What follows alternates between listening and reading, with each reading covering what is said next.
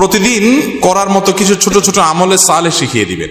প্রতিদিন করার মতো প্রথম আমলে সালেহ হলো 5 ওয়াক্ত নামাজ সময় মতো ধীরে ধীরে আদায় করবেন। এর চাইতে বড় কোনো আমলে সালেহ নেই। এই একটা যদি করেন আর ছোটখাটো কোনো আমল নাও করতে পারেন, বড় গুনাহ থেকে বেঁচে থাকেন, ইনশাআল্লাহ নাজাতের পথ অর্ধেক সুগম হয়ে যাবে।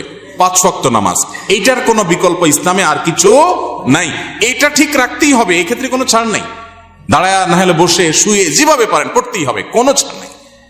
অতএব 1 নম্বর আমল হলো 5 ওয়াক্ত নামাজ পড়বেন। 2 নম্বর হলো সকল বড় বড় মোটা মোটা গুনাহগুলা থেকে বেঁচে থাকবেন। চোখের গুনাহ, হারাম জিনিস দেখা, হারাম জিনিস শোনা, গালমন্দ করা, মানুষের হক মারা, হারাম খাওয়া, এই বড় বড় গুনাহগুলো থেকে বেঁচে থাকবেন। নাম্বার 3, নবী করিম সাল্লাল্লাহু আলাইহি ওয়াসাল্লামের প্রতি বেশি বেশি দুরূদ পাঠ করবেন। আল্লাহুম্মা সাল্লি আলা মুহাম্মাদ ওয়া আলা আলি মুহাম্মাদ, শুধু সাল্লাল্লাহু আলাইহি ওয়াসাল্লাম, দুরূদ ইব্রাহিম যত বেশি পারেন দিনে 10 বার 20 বার পাঠ করবেন।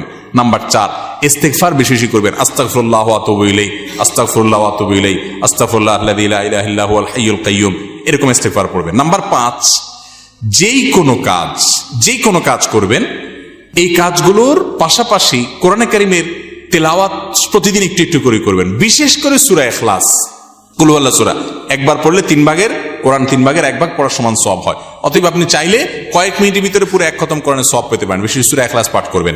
6 নম্বর হলো যত জিকির আছে কোরআন হাদিসে বর্ণিত, এই জিকিরগুলো বেশি বেশি করে পাঠ করবেন। যেমন সুবহানাল্লাহ ওয়া বিহামদিহি সুবহানাল্লাহিল আযীম, তারপর লা হাওলা ওয়ালা কুওয়াতা ইল্লা বিল্লাহ, এটাকে জান্নাতের ভান্ডার বলা হয়েছে। তারপর আপনার দুরূদ ইব্রাহিমের পাশাপাশি অন্যান্য সাধারণ দুরূদ তো পড়বেনই।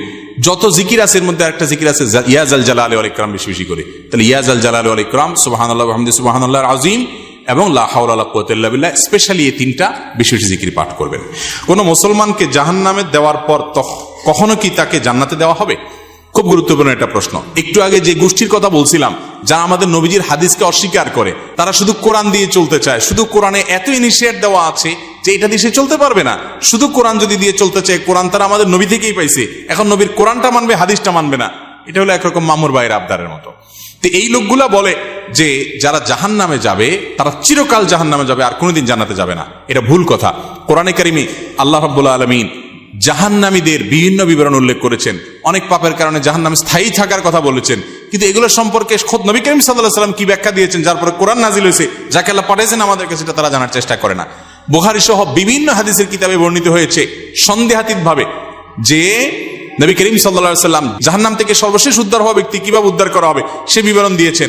যে তাকে জাহান্নাম থেকে উঠানো হবে, জান্নাতের কাছে আনা হবে, সে চাইবে আমাকে কাছে নিলে